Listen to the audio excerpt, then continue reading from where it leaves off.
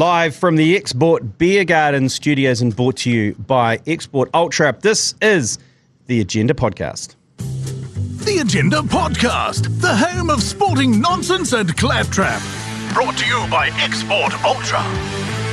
That's right, May 22nd, if you didn't get the date there, for this Agenda Podcast. And right off the bat, if you haven't heard already or seen on our social media, the Export Beer Garden Tour 2024 has been launched. Last year we went to Paris during the Rugby World Cup. This year we are headed to Munich, the home of the Beer Garden.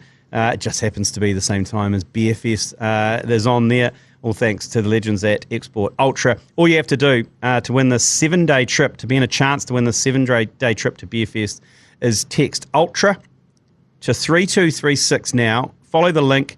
Fill in your details and you're in the draw. It's only a couple of weeks to get your name in the draw. It is one of the most epic trips you will go on. 7 days at Beer Fest with myself, Mania Stewart, Jeremy Wells, and a bunch of others. It's going to be pretty loose. So no Mania today. It's myself and producer Adam behind the desk. So we've got a bit to get through. Adam, we're going to start with I kicked the stadium nest the other day, and it's produced. So we went all in on the Wynyard Point. I posted it on my social media. ACC shared it. The usual pile-on came on from people who hate it, who just hate everything really. But the Herald then picked it up and put the video on, and they put the photos on. And some of the comments on the Herald is classic New Zealand. And if you want to sum up how backwards thinking New Zealanders are, then just head on the Herald and click that article and laugh your ass off at all the boomer comments on there.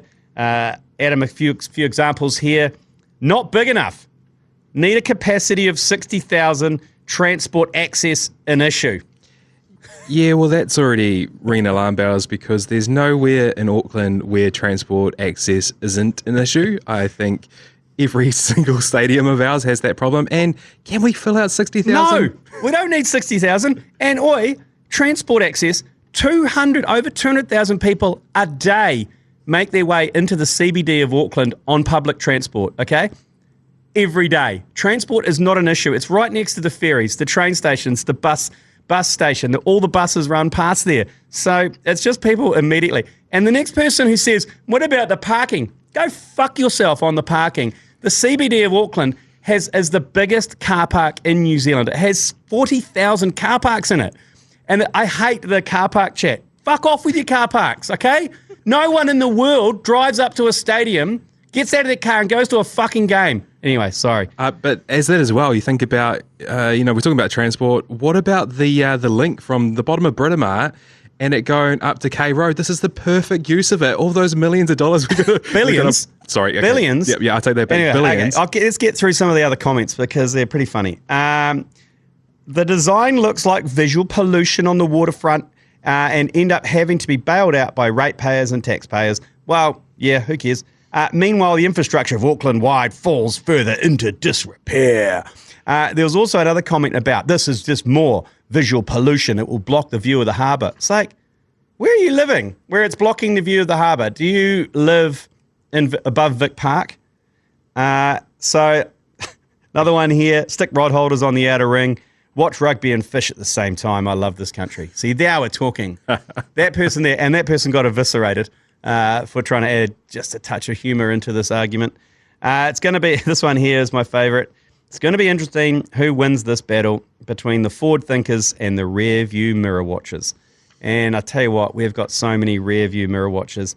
Everyone's going on about the cost. I mean, of course it's going to cost a lot of money, but it's important. It's important for our country and our city that we have something like this. And unfortunately, sports fans aren't too vocal we're not too vocal when we go to the ground, and we're less vocal when we come to lobbying for it. But we'll see. This all comes to a head later in the week. I know anyone outside Auckland probably doesn't care, but you should because when you come to Auckland, you will love this if it happens. But it's coming to a head this Thursday where the council are deciding on two options to go away and do some further cost analysis and around the design. And that's going to be Eden Park with a roof. And it's either going to be the Key Park one, which is the one that's going to be built over the railway lines down past the railway station, past Spark Arena, and the Wynyard Point. So in the next couple of days we'll know, but if you want some amusing insight into the psyche of some real punishers, then go to the Herald and click on the article. That's only a snippet there, Adam. There was some cracking negative ones in there about the parking, about everything, about how it goes. Go to Eden. One of them said, Eden Park's way easier. You can park there, walk to the game, walk back to your car, and be home in 10 minutes. No, you're 100% right. Live? Yeah, well, right outside the gate, because there is no other way where you can even get there. Even walking around Eden Park is tough after a game. Even getting towards Kingsland, up and down from Kingsland, is a absolute struggle. I think one of the best things about these comments is it was for subscribers only of the New Zealand Herald. Oh, yeah. So it really had quite a niche that is not very common in, I would say, the sporting realm. And it's not very often that the comments are open. Do you need to be a subscriber to read the comments, or just a comment? Oh, that's actually a good point. I tell you what, maybe we'll rip all the comments and we'll put them on our socials or on our website, just so you can have a look. But look, I've got nothing wrong with Eden Park. It's just in the wrong place. That's all for me. Okay, another news we'll stick to. We've got a bit of rugby to get through. There's been a bit of a shit fight going on administratively wise with the rugby union and the players. We'll touch on that in a moment. But Beaudy Barrett, Slippery Barrett, has returned to training with the Blues and has sought a exemption to play for the Blues, because you can remember they put that arbitrary, if you weren't playing in New Zealand before April 1, you're not eligible for Super Rugby, which is, don't get me started on that. But the Blues are in a bit of trouble. Zane Sullivan is out for the rest of the season, so they can apply for an exemption for Beaudy Barrett to come back for the end of season. And this could be the final nail in the coffin for the Hurricanes' chances. If Beaudy Barrett can get back into the Blues and accelerate the Blues into the final, then this is going to be a big call for whoever has to do. I don't know. Probably is it the rugby union, who are in bits and pieces at the moment? They're probably looking for some positive news. They'll probably go, yeah, get Beaudy in. Well, there's that as well. And then what was it like a few weeks ago? Our new All Blacks coach was looking to bring back another number 10. So I think maybe there's a little bit of there's a little bit of help there from the rugby union, being like, hey, we've got a bit of rugby games coming up for the All Blacks this year. We need a number 10, or we at least need some stocks in 10. We'll just push this one through. I guess it'll be like a bit of a visa situation. Just make it work. Yeah, the speedy DJ visa from the Labor Party. That's what I'm looking for. So that'd be interesting to see how that plays out for the Blues. Hopefully, because it's always good to it's actually, the fans want to see the best players on the field, and if that is Ardie Savea, Beaudy Barrett, or Richie Mo'unga, then so be it. Get them on the field. That's my point of view. Hey, we'll take a quick break. And we'll be back. And I'm going to try and attempt to explain this schmozzle between the New Zealand Players Rugby Union, Players Union, and New Zealand Rugby, and their threat to actually basically shut down the professional game in New Zealand. So we'll be back in just a moment. Okay, Adam, buckle up. Buckle up, because I'm going to try and explain what's going on with this New Zealand Professional Rugby Players Association and the NZRU. Now, remember a while back, the Silver Lake deal went backwards and forwards. It had to get approved by the New Zealand Professional Rugby Players Association before it went through. I believe as part of that deal, a review was commissioned on the governance of New Zealand rugby. So a lot of money was spent on looking at the governance and how rugby is run in New Zealand and what could be done about it. Now, the review came back and suggested some fundamental changes had to be made to Rugby New Zealand if it was going to future-proof itself. They can't continue doing the same thing and expect a different result. So the suggestion from the review was that the board should be made up of 9 independent board members, independent from rugby unions, from provincial unions, from everything, so they can run it like a business. Players Association, Professional Players Association agreed and said, great, let's do it. There was other recommendations in there as well, but that was the crux of it. Now, the provincial unions have turned around and said, we don't like that because we've got no involvement. We've got our own proposal, which means that they will be involved in appointing people onto the board and have provincial unions will then run the game. And that's pretty much status quo. And the Players Association has said, look, fuck you, you old bastards, which is pretty much, they're mainly men. This is pretty much the same as what it currently is, and there'll be no change. And I think they've got so frustrated that they've played the only card they've got, and that is that if they don't implement the changes recommended by the review, then they're out. And when I say out, they pull out of the deal with New Zealand Rugby, and there is no professional game in New Zealand. They will then form their own board that will then run professional rugby in New Zealand. The Rugby Union own the All Blacks brand name, the Black Ferns, All Black Sevens, they own the rights to those. So potentially if they never work together, there won't be any All Blacks. Maybe we have to come up with a new name.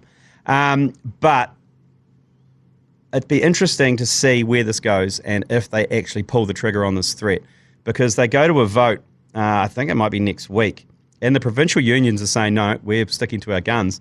And the players, who include the likes of Richie McCord, David Kirk, Sam Kane, Sam Whitelock, Ruby Tui, they all signed this letter. If they pull the trigger, it's all on for young and old for rugby in New Zealand, because basically they're just going to terminate the professional game in New Zealand in terms of Super Rugby, in terms of potential NPC rugby. So an interesting dynamic. I mean, that's as easy as I can explain it. Did you understand that? Is that clear with you? Because I tried to explain it to you this morning, Adam. So they, in essence, Players Association, the Professional Rugby Players Association is saying, fuck you, you old bastards. If you don't change, we'll change it for you. I do get it a lot better now, and I think it's because I've had 3 attempts of listening through it. I think the harder thing to understand, even just as a reader of the article, is just how crazy the situation is. And I get the players' position because it totally makes sense. Like, it's not going well. You've had an you've looked into it correctly and all that kind of stuff. And then the union which govern you has been like, nah, we're not doing that. We're not making any changes. And then, as we were speaking about prior to this, the game needs change. And this could just be the first step in that right direction. I do like the ballsiness of it, because how, as a rugby union, can you say no? You don't have anything without the players. So, well, if they call their bluff, but I don't know. I don't know if they're bluffing or not. If they pull the trigger, then the rugby union go, oh, okay, they're not bluffing. Yeah, but as you're saying, they own the All Blacks and all that kind of stuff. Imagine how many other people outside of the NZRU, like all the sponsors, the TV rights and all those things, are just screaming down the throat of NZRU right now, being like, you have to sort this out. Because the Players Association, they're saying, we'll all liquidate it all, and we'll negotiate the commercial rights, we'll negotiate the broadcast rights, we'll do everything. I mean, the fact that I think the rugby union just must have spent a truckload of money flying Dude Perfect to New Zealand and doing a bunch of content in New Zealand with Richie McCaw flying them around Canterbury and South Island is potentially the dumbest thing I've ever heard. And if you haven't heard of Dude Perfect, I mean, I'm jealous of Dude Perfect. They're a bunch of guys from college who started about 10, 15 years ago doing trick shots with basketballs, throwing them off buildings and throwing them off dams and stuff. And now Dude Perfect are multi-millionaires. Yeah, have you their facility? Yeah, their facility is insane. They've got like basketball courts and indoor, where they just do trick shots and YouTube content. So that Silver Lake money is paid to fly them to New Zealand to do a bunch of content, rugby content, that then they hope to go to America and American kids to watch, because it's mainly kids watching, like my kids, then go, oh, rugby, awesome. I'll sign up for NZR+. Is that the crux of it? I don't know. But that seems like a strange decision. We'll see. The next couple of weeks is going to be interesting on this one. There's going to be, I'd say the rugby union aren't going to take it lying down. I think there's going to be some biffo. And speaking of which, there's some people jumping ship at New Zealand Rugby as well. Matt Manukia has just pulled out and resigned as the media manager for the All Blacks. That is the worst job in the world, I have to say. Worst job in New Zealand, not the world. Worst job in New Zealand is the media manager for the All Blacks, because there's 2 prongs. There's media who want access and answers from players and management, and then there are the players and management. The last thing they want to do is talk to the media. And poor Matt Manukia, who's got 4 kids, I saw 4 kids, like under 11, so he's got 11, 7. I looked at the kids, and they're the same age as mine, but then he's got a 2-year-old in the mix. And the amount of travel that guy has to do, the amount of time you're always on. You're taking phone calls at all hours of the day. Media expect you to pick up every time and answer a question. So, yeah, he's been that. He said, I'm out. Yeah. He's been in the job 2 years. He went to a World Cup, but he's gone. And there's a raft of other, the comms director from last year went as well. Jed Marnie, the commercial manager, he went earlier in the year. So all is not rosy. This is going to be a spicy meatball in the next couple of weeks. And grab the popcorn and buckle up. Yeah, well, it's perfect time with a new coach just about to start a new tour and all that kind of stuff. He obviously doesn't do too bad of a job, though, because you don't see too much breaking outside of that little tight circle. So it makes sense, like you're saying, he must be a busy man, right? I wouldn't want that job. I wouldn't want that job. It's not a great job because you've got to be quite on good terms with the players. They've got to be able to trust you. And then you've got media who are always hounding you, and they've got to be able to trust you as well. At some stage, you're going to hoodwink one of them. Yeah, well, I can't imagine how hard it is for you, mate. There's only 4 of us in our direct team, and what happens in the office, I feel like there must be a bit of work to put out a few fires there, And also, I just read as well, and when Mania gets back, he's not here today or tomorrow, but on Friday, we'll hit him up about South Canterbury, who have pulled out of their Ramfleet Shield challenge in Hawke's Bay because they can't afford to go. And I was sitting there, I was like, well, they should have got in touch with us because we could have got a little page together. We could have rung Air New Zealand and got some free flights for some promo. We would have, the people of Hawke's Bay would have billeted South Canterbury. Go the old school billeting where they in the club and they go, Adam Pomana, you are going with Mania Stewart, and then you pair off and go off together.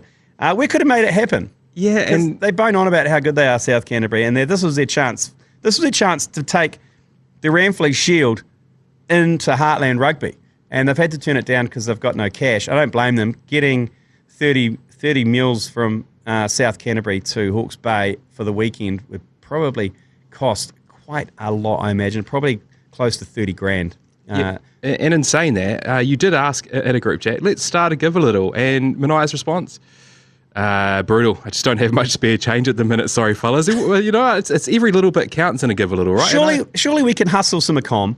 Surely we can hustle a bar tab somewhere to feed them. And surely we can hustle some flights from Air New Zealand. Go to Grab a Seat. I'll talk to the people from Grab a Seat. How many flights do you need? You've got a team. You've got a squad of 23. You've got management. I'd say, 30? Would they be happy with 30? 30 seats? Sure. So you need to get to Christchurch. Pretty sure there's direct flights to Hawke's Bay from Christchurch to Napier. It's probably half a plane on one of those ATRs. 2 nights accommodation. What's that? I don't know. If you're room sharing, 15 rooms. It's maybe 7 or 8 grand. Yeah, but you also think amazing sponsorship opportunity for someone to come in and save the day. It's not great pay. It's not great PR for rugby at the moment. It's not been a great week. They will be hitting the beers on Friday. That's for sure. Hey, we're going to take a quick break, and we'll be back with some NRL news. Regarding Shawnee J. Right, I just had a quick shower, just wash off all that rugby chat. Not great positive rugby chat either. Some NRL news here, Adam. Also, more close to the Warriors. Shawnee J has rejected a $1.7 million deal from the Roosters, who have chucked the kitchen sink at him after they missed out on David Fafita. But Shaun Johnson has rejected their offer, instead opting to re-sign with the Warriors for the very paltry sum of 700 grand a season. Good on you, Shawnee J. Currently the second player to turn down big money to re-sign after Wade Egan recently re-signed. A good sign.